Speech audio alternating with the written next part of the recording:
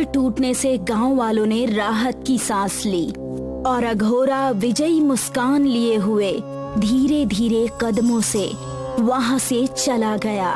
लेकिन गांव वाले और अघोरा ये नहीं समझ पाए थे कि कालो का अंत करना इतना आसान नहीं था। अघोरा उस गांव से थोड़ी ही दूर रह गया था कि तभी मौसम में अचानक परिवर्तन आ गया। बहुत तेज भयंकर तूफान के साथ बारिश होने लगी और एक दिल दहला देने वाली हंसी जंगल में गूंजने लगी। ये देखकर अघोरा आश्चर्यचकित हो गया और इधर उधर देखने लगा। अघोरा चीख कर बोला, कौन है तू? सामने आ। तभी जमीन फटी और उस जमीन के अंदर से कालो धुएं के रूप में बाहर निकलकर सामने आ गई और एक भयानक रूप में परिवर्तित होकर लाल आंखों से अघोरा को देखने लगी। ये कैसे हो सकता है? तू वापस कैसे आ सकती है? ये नामुमकिन है। कुछ देर पहले मैंने तुझे जलाकर राख कर दिया था। तुझे क्या लगता है अघोरा कि तू मुझे इतनी आसानी से खत्म कर देगा? मैं तेरी बात का मतलब नहीं समझा। तू कहना क्या चाहती है? तू अपनी ही बात को भूल गया अघोरा और बहुत बड़ी भूल कर बैठा। कौन सी भूल? और मैंने तेरा कौन सा काम आसान कर दिया है? बरसों पहले क्रांतिकारियों ने मुझे मेरे ही किले में जिंदा दीवार में चुनवा दिया था, मगर वो नहीं जानते थे कि मैंने अपनी आत्मा शैतान को सौंप दी थी। बेवकूफ अघोरा, तब से मेरी आत्मा किले के आसपास के एक दायरे में ही बंधी हुई थी। तूने किले को तोड़कर मुझे हमेशा के लिए आजाद कर दिया। अघोरा जो बेहद निडर था, आज उसकी आंख में पहली बार खौफ के साए लहराने लगे। उसने कपाती हुई आवाज में कालो की ओर देखकर कहा, ये असंभव है। कहीं ये मेरी आंखों का भ्रम तो नहीं? मैं धोखा कैसे खा सकता हूँ? घबरा मत, मैं तुझे नहीं मारूंगी। तू अपनी आंखों से लोगों को मरता हुआ देखेगा और तू कुछ नहीं कर पाएगा। यही तेरी सजा है। इतना कहकर कालो धुआं बनकर गायब हो गई। कालो के गायब होते ही अघोरा का सिर घूमने लगा और वो जमीन पर बेहोश होकर गिर पड़ा। इधर गांव वाले अपने ऊपर आने वाली मुसीबत से बेखबर सुकून की नींद सो रहे थे, मगर गांव के मुखिया की आंखों में नींद गायब थी। वो अपनी खिड़की से भयानक तूफानी बारिश को देख रहा था। सारे गांव में बिजली गायब थी। मुखिया के घर में एक लालटेन जल रही थी। आधी रात को मुखिया की पत्नी नंदिनी मुखिया से बोली, क्या बात है जी? अब तो गांव में सब कुछ सही हो गया है, तो आपको नींद क्यों नहीं आ रही है? तुम सो जाओ नंदिनी, मुझे अभी नींद नहीं आ रही। मुखिया ने ये बात कही ही थी कि तभी उसकी जल रही लालटेन तेज बारिश की हवा के झोंकों के साथ बुझ गई और उसके घर में अंधेरा छा गया और मुखिया के घर के सारे दरवाजे खुद ब खुद खुल गए। मुखिया और उसकी पत्नी नंदिनी की नजर जैसे ही दरवाजे पर पड़ी, डर से उनके रोंगटे खड़े हो गए। उन्होंने देखा कि दरवाजे पर एक काला साया खड़ा हुआ था, जिसकी आंखें किसी 100 वॉट के बल्ब की तरह चमक रही थी। कौन हो तुम? एक भारी आवाज मुखिया और उसकी पत्नी के कानों में टकराई। कालो, और तू मुझे अपना काल भी कह सकता है। इतना कहकर कालो अपनी भयानक शक्ल के साथ नंदिनी के ऊपर झपट पड़ी। देखते ही देखते कालो ने उसके शरीर के टुकड़े टुकड़े कर दिए और कुछ ही सेकंड्स में वो नंदिनी की हड्डियां तक चबाकर खा गई। कालो ने नंदिनी को चीखने का भी मौका नहीं दिया।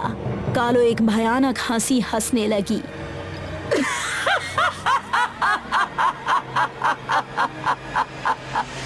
और मुखिया का चेहरा बेहद भयानक हो गया।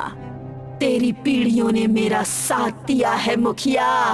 चिंता मत कर, तुझे तेरी वफादारी का इनाम जरूर मिलेगा। इतना कहकर कालो हवा में उड़ती हुई जोर जोर हंसने लगी। कालो की भयानक हंसी से सारे गांव वालों की आंख खुल गई। सब गांव वाले अपने अपने घरों से बाहर की ओर निकल गए। उन सब ने देखा कालो अपना भयानक चेहरा लिए हुए जमीन से 10 फीट ऊंची लाल लाल आंखों से उन सबको घूर रही थी। देखते ही देखते वो सब गांव वालों के ऊपर झपट पड़ी। पूरा गांव चीखों से गूंज उठा। लोग अपनी जान बचाने के लिए इधर उधर जंगल की तरफ भागने लगे।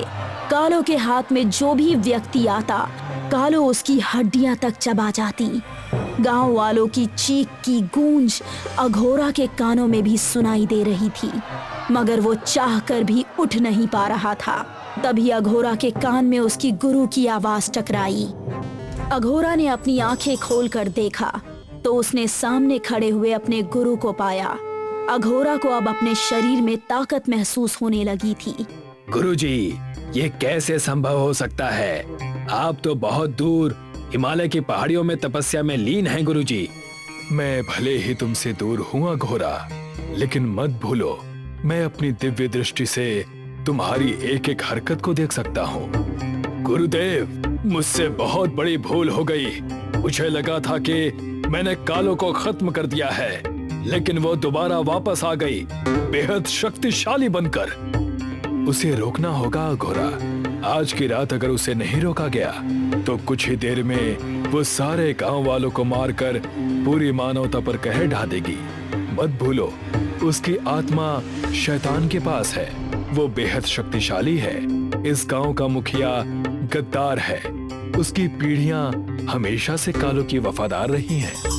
क्या उसे खत्म करने का कोई ना कोई तो उपाय होगा ना गुरुजी? हमारी समस्या मुखिया नहीं, कालो है, और कालो को कभी खत्म नहीं किया जा सकता अघोरा। उसे सिर्फ रोका जा सकता है। ये कैसी बातें कर रहे हैं गुरुजी? आप तो बहुत बड़े ज्ञानी हैं। मैं अपने ज्ञान के बलबूते ही ये बात तुमसे कह रहा हूँ। अब मेरी बात ध्यान से सुनो। तुम जिस कालो को मामूली समझ रहे थे, वो कोई मामूली आत्मा नहीं है, बल्कि वो एक डायन है, बहुत शक्तिशाली डायन। अगर वो ऐसे ही आगे बढ़ती रही तो बहुत जल्द उसे उसका पुराना सुंदर रूप मिल जाएगा और फिर से वो डायन मासूम और निर्दोष लोगों की बलि शैतान को चढ़ाएगी। मैंने अपनी तंत्र मंत्र की शक्ति का सारा प्रयोग कर लिया गुरुजी। अब आप ही कुछ कर सकते हैं। मैंने तुम्हें समय के उस पार देखने की विद्या सिखाई थी। मैं तुम्हें समय के उस पार भी भेज दूंगा, मगर याद रखना, तुम्हारे पास सिर्फ एक ही मौका होगा। अगर तुम उसमें विफल हो गए तो तुम हमेशा के लिए समय की भंवर में फंसकर रह जाओगे। इतना कहकर अघोरा के गुरु ने एक चांदी का धागा निकालकर अघोरा को पकड़ा दिया। इसका क्या करना है गुरुजी? मैं अपनी शक्ति के बल पर तुम्हें कुछ ही पलों में उस काल उस समय में भेज रहा हूँ, जिस समय कालों को दीवारों पर चुनवाया जा रहा था।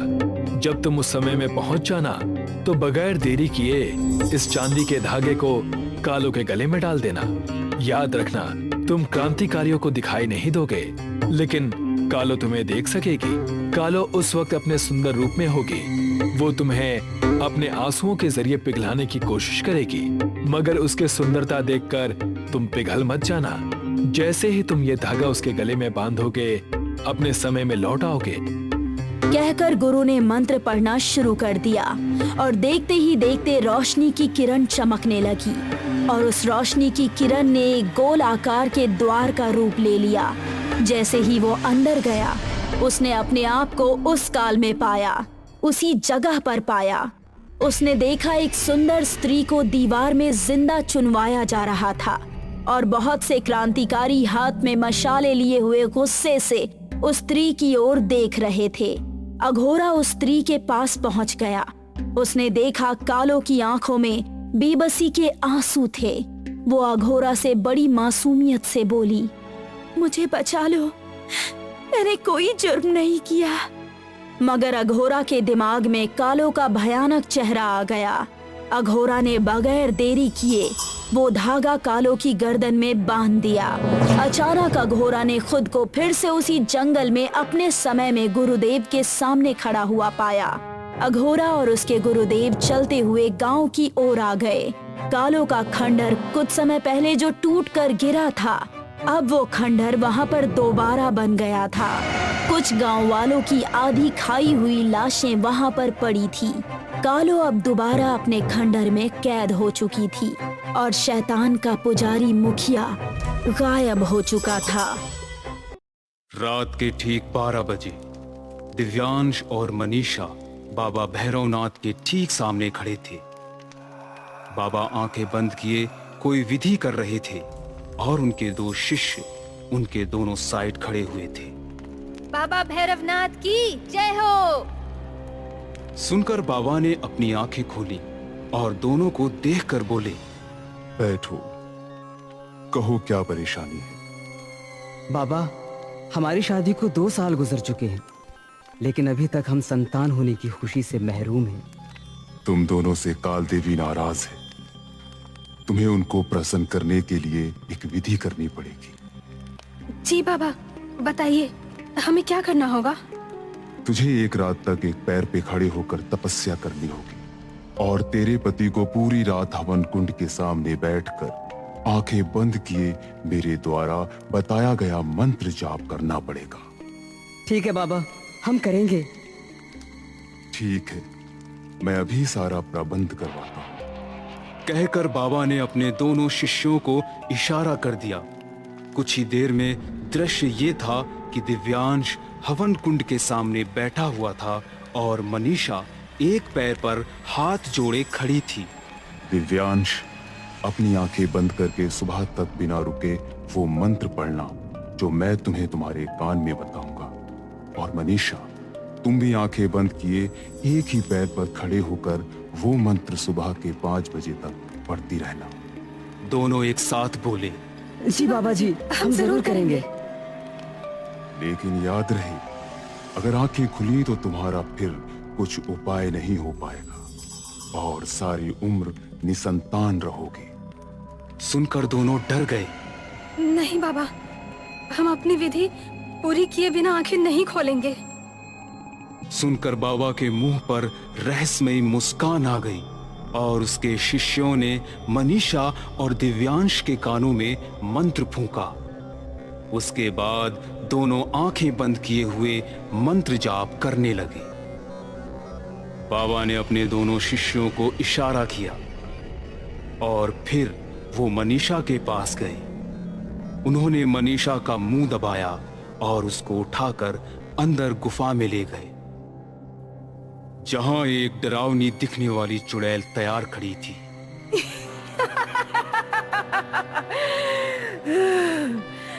इसको मेरे पास लाओ।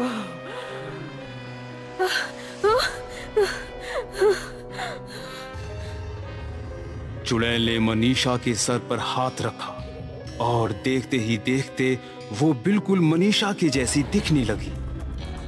मनीषा एकदम से बेहोश हो गई और वो चुड़ैल उसकी जगह पर आकर खड़ी हो गई। आंखें खोलो बच्चों, आंखें खोलो, तुम लोगों ने विधि पूरी कर ली है। सुनकर दिव्यांश ने आंखें खोली और सामने देखा तो मनीषा अभी भी एक पैर पर खड़ी थी। फिर उसको देखकर उसने भी आंखें खोली और चेहरे पर मुस्कान लिए दिव्यांश के पास आई। दोनों ने एक साथ मिलकर बाबा से आशीर्वाद लिया और फिर बाबा ने उनसे घर जाने के लिए कह दिया।